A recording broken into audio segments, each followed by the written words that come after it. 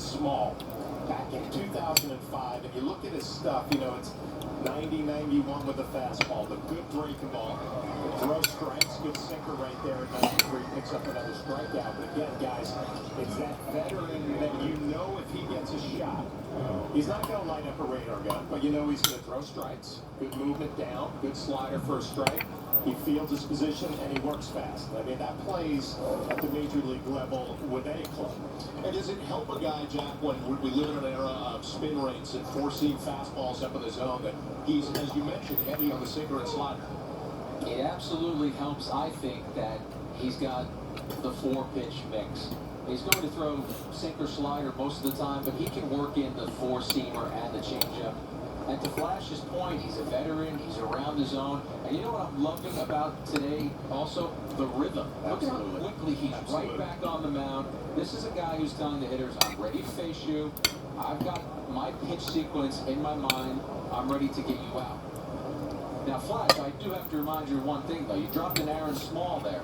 Aaron Small was 10-0 that year. 10-0. You're throwing some big comparisons out there. And I'm not saying that that's what this guy's going to do. I mean, obviously the Yankees would love that, but I think of it from Higashioka's perspective behind the plate. And the one thing about Aaron Small, when the conversation came up about who we should bring up from the minor leagues, and the conversation was about Aaron because he could throw strikes with any pitch.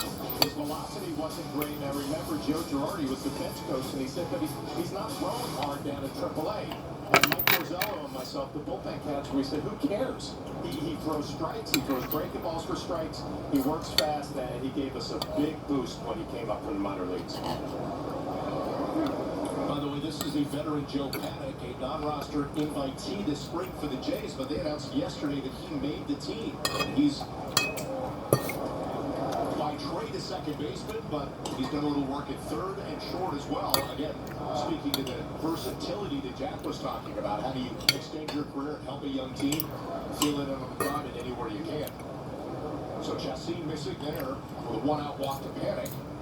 That brings up the number 9 hitter, Santiago Espinal. I remember covering Aaron Small, and Flash just talked about him. He was 10-0 with a 3.20 ERA that season, and you could not have found someone who was relishing that and enjoying that more. Now, anybody would enjoy being 10-0. I get it. But he was a soft-spoken, humble, quiet guy who suddenly was thrust into the spotlight. It was kind of almost a Joe Hardy moment. Here you go, Aaron. To take over the New York spotlight. And he had that wonderful moment or moments in the sun. The ball gets away from Higashioka. That allows Paddock to go to second.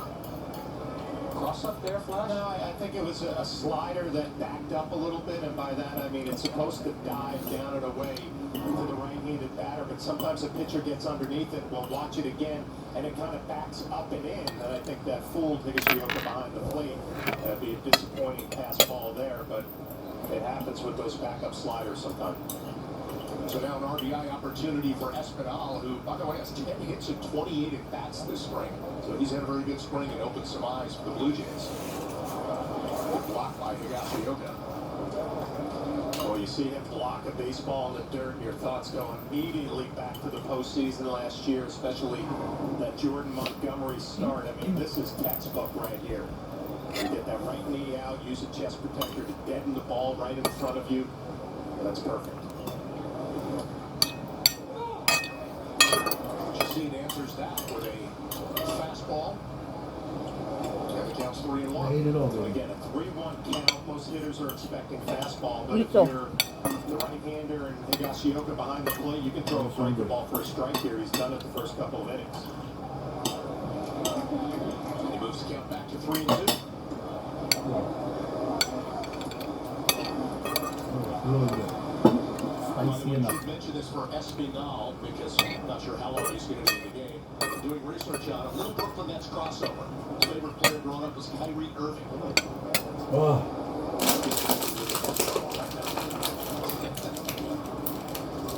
One away, man on second. 3-2 pitch to Espinal.